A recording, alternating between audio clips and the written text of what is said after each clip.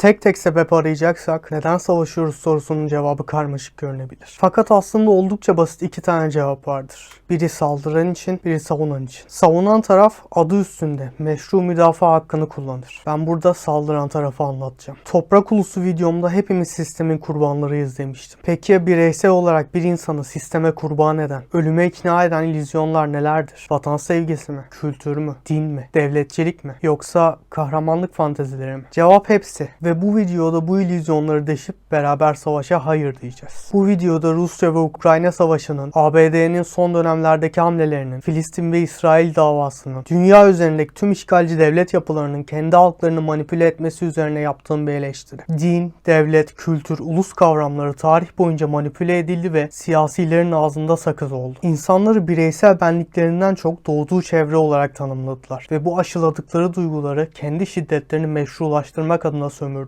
Bu sömürü ise insanlar arasında sebepsiz düşmanlıklar yarattı. Örneğin ben bir Türk olarak doğdum diye benim herhangi bir Ermeni ile ya da Yunanla ne problemim olabilir? Bir Amerika ya da Avrupa vatandaşının bir Rus vatandaşıyla ya da bir Rus vatandaşının bir Ukrayna vatandaşıyla şahsi olarak ne derdi olabilir? Hiçbirimiz nerede doğacağımızı seçmedik ama öyle bir manipülasyona kurban gidiyoruz ki sanki kendimiz seçmişiz gibi davranıyoruz. Bunun sorumlularından biri de eğitim sistemi içindeki tarih anlatımı. Her ülkenin eğitim sistemi olayları kendi bakış açısından anlatıyor ve bizi birbirimize sebepsiz yere düşman ediyor. Dedesi suç işledi diye hapse giren torun yoksa olup bitmiş meselelerden birbirimize düşman olmamıza gerek yok. Farklı bakış açıları, farklı fikirler bizi birbirimize düşürmemeli. Bu bizim meselemiz değil. Bizim meselemizmiş gibi anlatan sistemin en karanlık oyunu. İşgalci sistemler propagandalarla sahte değerleri öyle bir pazarlıyorlar ki sanki vatan için ya da din için ölünce onurlu bir şekilde ölmüş olacağını sanıyorsun. Orta Çağ Avrupa'sına bir bak. Bugün karanlık çağ olarak anılıyor. Çünkü sen kahraman olarak değil, birçok insanı öldürmeye çalışırken öldün. O nefretle ateş ettiğin insanlar senden farklı değildi. Onları da aynı yalanlarla senin karşına diktiler. Gerçek şu ki ölümün onuru yoktur. Ne yaparsan yap hikayen bitmiş olur. Savaşlar politikalardan doğar. Biri birine toprakları, kaynakları, siyasi sebepleri için saldırır ve bunu sana uydurulmuş değerleri kullanarak haklı gerekçelerle pazarlarlar. ABD'nin demokrasi getirme yalanı buna en güncel örnek olabilir. Orta Doğu ve Güney Amerika'daki yeraltı kaynakları için bu yalanı uydurdu. Şimdi ise farklı bahanelerle Danimarka'yı hedefliyor. Bir de sistemin tarih kozu var. Senden belki yüzlerce yıl önce olup bitmiş savaşlarla beraber öyle bir pazarlarlar ki sen de kendini kurban etmeye hazır hale gelirsin. Seni gaza getirirler. Ve hayatında ceset görmemiş bile olsan en önden koşup ilk cinayetini işlemek istersin. Senin gibi binlercesi aynı duyguyla orada olur. Sonuç olarak iki kişinin kavgasıyla binlerce insan ölür. Bu yaşandıktan sonra törenler düzenlenir. Adın duyulur. Ama sen burada olmadıktan sonra kazanan gerçekten sen mi olursun yoksa seni buna ikna eden sistem mi? Eminim o savaş halindeki ülkelerin liderlerini bir kafese koyup aranızda halledin desek söz konusu kendi canları olduğu için barışırlar. Ama konu sen olunca seni kolaylıkla harcayabiliyorlar. Günümüzde süregelen savaşlara ve ortaya çıkan trajik manzaralara bir bak. Bundan 4 sene önce yaşanan bir olaylar dizisi vardı, hatırlıyor musun? Benim bu anlattıklarımın farkında olup kendini kurban etmek istemeyen Rus vatandaşları Batı ülkeleri tarafından Rusya'ya iade edildi. Ve onlar kendi rızaları dışında Ukrayna'ya silah sıkmak zorunda kaldı. Bu aptalca hareket yüzünden kim bilir kaç Ukraynalı hayatını kaybetti. Politikacılar kişiye değil, kimliğe bakar. Ve bu düşman olarak gördüğü ülkelerin yararına olur. Düşmanına askeri birlik göndermek aptalca bir hareket olsa da maalesef bu 2022-2025 arasında sıkça yaşandı. Varmaya çalıştığım nokta şu. Bu kirli operasyonlar için ikna olmayanlar da sistemler tarafından zorlanabiliyor. Bu genellikle ya zorunlu göçlerle ya da zorla savaşa girmekle sonuçlanıyor. Yaşam hakkını savunanlar, barış isteyenler de hain ilan ediliyor ve sürgün ediliyor.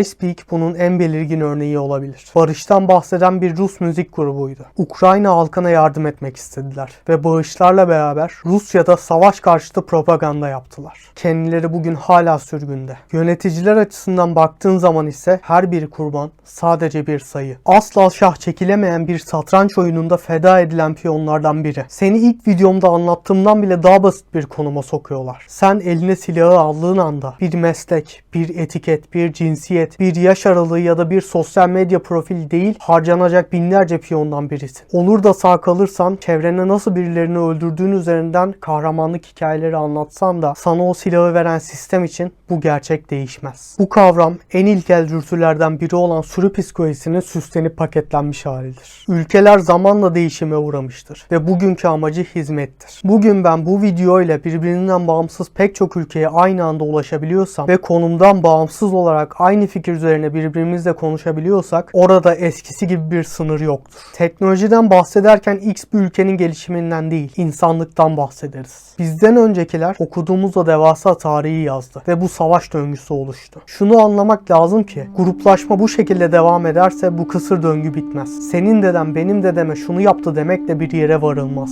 Çünkü olayın faili de mağduru da bugün yok. Değişim için geçmişe bakmak ya da geleceği beklemek bir yanılgıdır. Kontrol edebileceğimiz tek an şimdidir. Şimdi farklılıklarımızı bir kenara bırakıp biz yerine ben olarak bu şiddet döngüsünden kurtulabiliriz. Ben yıllarca bu illüzyona kapılmış, manipüle edilmiş biri olarak sana çözdüğüm oyunu anlatmak istedim. Ben Mert Tamtürk. Putlaşmış tabuları yıkmaya geldim.